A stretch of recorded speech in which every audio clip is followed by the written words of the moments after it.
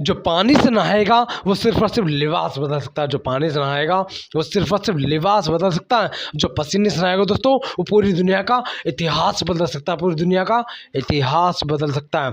Welcome to the my channel Amit Kumar Gola. Like subscribe और share करना बिल्कुल ना भूलें दोस्तों, एंड घंटी को दबाएं एंड रीड नाउ बुक। बाबाओं और तांत्रिक के जादू की नहीं, आज हम बात करेंगे ब्रेन रिसर्च की।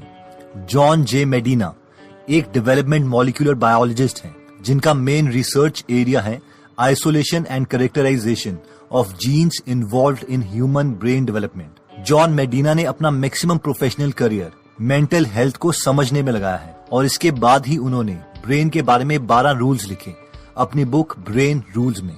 और आज हम इसी बुक से ब्रेन रूल सीखेंगे और ऐसे मेथड सीखेंगे जिससे ब्रेन की परफॉर्मेंस 34% तक इंक्रीज की जा सकती है। So let's start with these amazingly researched brain rules. तो सबसे पहला ब्रेन रूल आता है exercise boosts brain power. Author 2 लोगों से मिले, जिम और फ्रैंक। इन दोनों की एज मिड 80s में थी। जिम व्हीलचेयर में अपना टाइम गुजारते थे, बिना बात के रोने लगते, दीवानों को घूरते रहते, बहुत कुछ भूल जाते। इन शॉर्ट बस अपने मरने का इंतजार कर रहे थे। लेकिन फ्रैंक इसके बिल्कुल ऑपोजिट थे। वो 80 के होने के बावजूद 80 के नहीं लगते थे। वो बहुत ही एक्टिव थे और अपनी लाइफ एंजॉय कर रहे थे। अब ऑब्वियसली फ्रैंक एक्सरसाइज करते थे, लेकिन रिसर्चर्स ये जानना चाहते थे कि क्या एक्चुअल में एक्सरसाइज की वजह से ही इनकी मेमोरी बेटर थी और कम बीमारियां थी, या फिर कोई और रीजन था। सवाल ये था कि क्या ये सिर्फ एक ह्यूमन ऑब्जर्वेशन थी जिसमें गलतियां हो सकती है, या एक्सपेरिमेंट से इसे प्रूव किया जा सकता था। इसलिए रिसर्चर्स ने एक्सपेरिमेंट्स करने स्टार्ट किए, और हर एक्सपेरिमेंट में ये निकला कि जो लोग एक्सरसाइज करते हैं वो मेमोरी में, स्पेशल थिंकिंग में काफी बेटर परफॉर्म करते हैं उन लोगों से जिनकी सेडेंटरी लाइफस्टाइल है, यानी जो बस बैठे रहते हैं और कोई एक्सरसाइज नहीं करते। जॉन बोलते हैं ये इसलिए है कि हमारा ब्रेन बनाया गया था एक ऐसी बॉडी के साथ जो हजारों साल पहले 12 माइल्स पर डे चलती थी, और इसलिए हमारा ब्रेन ज्यादा बेटर भी तब परफॉर्म करता है जब हम एरोबिक एक्सरसाइजेस करते हैं, यानी जिसमें हमारा हार्ट रेट इंक्रीज होता है। ये इसलिए होता है क्योंकि एक्सरसाइज से ब्रेन में ब्लड पहुंचता है, जिससे ब्रेन को एनर्जी और ग्लूकोज मिलता है, जो ब्रेन से जहरीले इलेक्ट्रॉन्स को निकाल लेता है। इस पूरे कॉन्सेप्ट पर एक बुक भी लिखी जा चुकी है जिसका नाम है Spark, the revolutionary new science of exercise and brain. Next brain rule आता है the human brain evolved too. ये रूल कहता है कि ह्यूमंस को मिलियन साल लगे ये अमेजिंग ब्रेन पाने के लिए। पहले हमारे पास सिर्फ एक लिजर्ड ब्रेन था, यानी एक छिपकली वाला ब्रेन, जो सिर्फ बॉडी के बेसिक फंक्शंस को एक्टिवेट रखने के लिए यूज होता था, जैसे कि ब्रीदिंग, हार्ट रेट को मेंटेन रखना, सोना और जागना। ये कोई कॉम्प्लेक्स काम नहीं कर सकता था। लेकिन फिर इसमें कुछ और ऐड हुआ, एमिगडाला, और हमें एक कैट ब्रेन मिला, जिसकी वजह से हम नई चीजों के केपेबल हो गए। जैसे कि हम शिकार को देख के मार सकते थे, शिकारी को देख के भाग सकते थे और रिप्रोड्यूस कर सकते थे।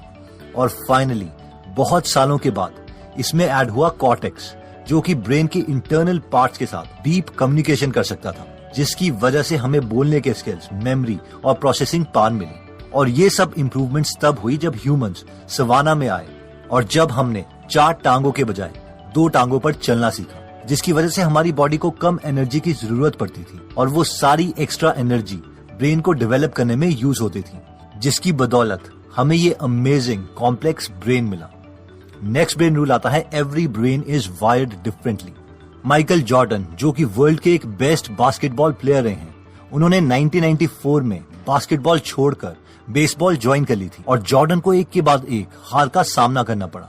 उनसे आउटफील्ड में 11 गलतियां हुई और उस सीजन में सबसे कम स्कोर किया। कई लोगों को यह समझ नहीं आ रहा था कि ऐसा क्यों हुआ, क्योंकि बेसबॉल और बास्केटबॉल में काफी स्किल्स मैच करती हैं। रिसर्चर्स कहते हैं कि ये इसीलिए हुआ क्योंकि जो भी चीज हम अपनी बॉडी के साथ करते हैं, फिजिकली करते हैं, उसके अकॉर्डिंग हमारे ब्रेन की वायरिंग चेंज होती है। इसलिए अगर 2 लोगों के साथ एग्जैक्टली सेम इंसिडेंट्स भी हो रहे हैं, तो भी उनके ब्रेन सेम जगह पर सेम तरीके से सेम इंफॉर्मेशन स्टोर नहीं करते। नेक्स्ट ब्रेन रूल आता है we don't pay attention to boring things. बहुत ही अमेजिंग रिसर्च में रिसर्चर्स को ये पता चला कि एट अ टाइम सिर्फ और सिर्फ हम एक ही चीज पर फोकस कर सकते हैं, यानी मल्टीटास्किंग के लिए हम बने ही नहीं हैं। जिसका मतलब ये है कि अगर हमारे सेंसेस किसी चीज को देख भी रहे हैं, तो विद इन फ्यू सेकेंड्स वो उनमें से मैक्सिमम चीजों का डेटा डिलीट कर देंगे, ताकि हमारा ब्रेन एक ही चीज पर फोकस कर सके। रिसर्चर्स कहते हैं कि अगर हम किसी भी चीज पर अटेंशन बनाना चाहते हैं, तो हम इमोशनली अराउज्ड होने चाहिए। इसलिए हमें टीवी पर दिखाई जा रही एडवर्टाइजमेंट्स इमोशनल होती हैं ताकि वो हमें याद रहे। नेक्स्ट ब्रेन रूल आता है रिपीट टू रिमेम्बर। अगर आपको मेमोरी की प्रॉब्लम है तो इस ब्रेन रूल को सुनो। हम अपनी रिमेम्बरिंग स्किल्स इंप्रूव कर सकते हैं अगर हम उस इंफॉर्मेशन को उसी एनवायरनमेंट में रिकॉल करें जिस एनवायरनमेंट में हमने उसे लर्न किया था। यानी अगर हमें एग्जाम हॉल में एग्जाम देना है तो हमें कोशिश करनी चाहिए कि जब भी हम पढ़ाई करें तो हमारा रूम एग्जाम हॉल की तरह ही दिखे ताकि हम उस इंफॉर्मेशन को रिकॉल कर सकें। नेक्स्ट ब्रेन रूल आता है रिमेम्बर टू रिपीट। ये ब्रेन रूल कहता है कि मैक्सिमम इंफॉर्मेशन हम पहले कुछ मिनट में ही भूल जाते हैं। लॉन्ग टर्म मेमोरीज हिपोकैम्पस और कॉर्टेक्स की कम्युनिकेशन के दौरान बनती है। यानी अगर हमें लॉन्ग टर्म तक चीजें याद रखनी है तो हमें उसी इंफॉर्मेशन से रिलेटेड और चीजें याद करनी चाहिए और साथ में हमें इन इंफॉर्मेशन को इक्वल टाइम के बाद रिवाइज करते रहना चाहिए। नेक्स्ट ब्रेन रूल आता है स्लीप वेल थिंक वेल। आपका तो पता नहीं पर मुझे ये मिसकंसेप्शन था कि सोना एक बहुत बड़ा टाइम वेस्ट है। जितना ज्यादा नंबर ऑफ आवर्स में स्टडी को दूंगा उतना ज्यादा मैं अचीव कर पाऊंगा और मैं बहुत कोशिश भी करता था कि मैं कम से कम सोया करूं। इसलिए मैं हमेशा थका सा और रिएक्टिव स्टेट में रहता था। बट ऑब्वियसली साइंस ये प्रूव कर चुकी है कि हम जितनी कम स्लीप लेंगे उतने ज्यादा नेगेटिव कंसिक्वेंसेस हमारे साथ हो सकते हैं। कम स्लीप से हमारी अटेंशन कम हो जाती है, हमारी मेमोरी पर नेगेटिव इफेक्ट पड़ता है, हमारा मूड खराब हो जाता है, even logical thinking negatively impact होती है और साथ में हमें बॉडी मूवमेंट से रिलेटेड बीमारियां भी हो सकती हैं।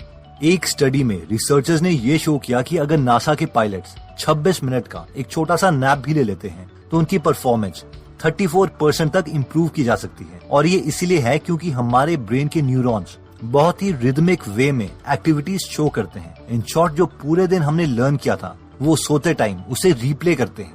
इसलिए दिमाग तेज करने का ये एक शॉर्ट तरीका है कि हम छोटा सा नैप ले लें। नेक्स्ट ब्रेन रूल आता है stressed brain don't learn the same way. Imagine कीजिए कि आपका कोई लव्ड वन बहुत बीमार है और उसे आप और आपके फैमिली मेंबर्स हॉस्पिटल ले जा रहे हैं ऑपरेशन के लिए। उन्हें ऑपरेटिंग रूम में ले जाया जाता है। आप ऑपरेशन रूम के बाहर वेट कर रहे हैं और वहाँ पर कोई आपको एक सवाल पूछता है कि क्या आप 86,51,277 को 2 से मल्टीप्लाई कर सकते हो और वो भी विद इन 5 सेकेंड्स। तो ऑब्वियसली हमारा ब्रेन इस कैलकुलेशन को नहीं कर पाएगा क्योंकि वो स्ट्रेस्ड है। और ये ब्रेन रूल भी यही कहता है कि जनरली स्ट्रेस में ब्रेन परफॉर्मेंस डिक्रीज हो जाती है। ये इसलिए है क्योंकि हमारा ब्रेन स्ट्रेस के टाइम में एड्रेनलिन और कॉर्टिसोल रिलीज करता है जो कि हमारी बॉडी को अटेंटिव कर देती है लेकिन थोड़े टाइम के लिए। लेकिन लंबे समय तक स्ट्रेस से रिलीज हुआ एड्रेनलिन हमारे ब्लड वेसल्स में स्कार्स डाल देता है जिससे हार्ट अटैक या स्ट्रोक तक आ सकता है। इसलिए स्कूल में भी कम से कम ही स्ट्रेस एनवायरनमेंट होना चाहिए।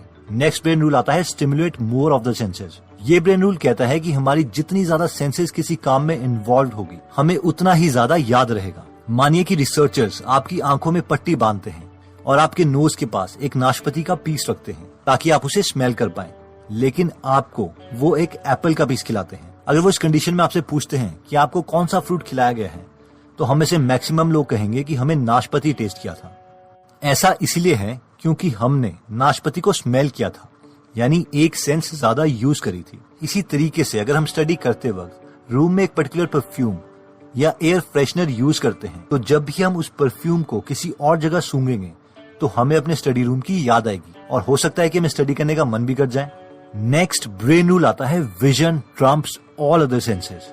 ये ब्रेन रूल कहता है कि हमारी सबसे डोमिनेंट सेंस विजन है क्योंकि विजन हमारे ब्रेन के 50% रिसोर्सेज यूज करती है। यानी हमें सबसे ज्यादा मेमोरी दिखा उतना जितना आगे तेरे पास हो, दिखा उतना जितना आगे तेरे पास हो और बात उतनी ही कर जितनी तेरी औकात हो। दिल की गहराई से प्यार भरा नमस्कार।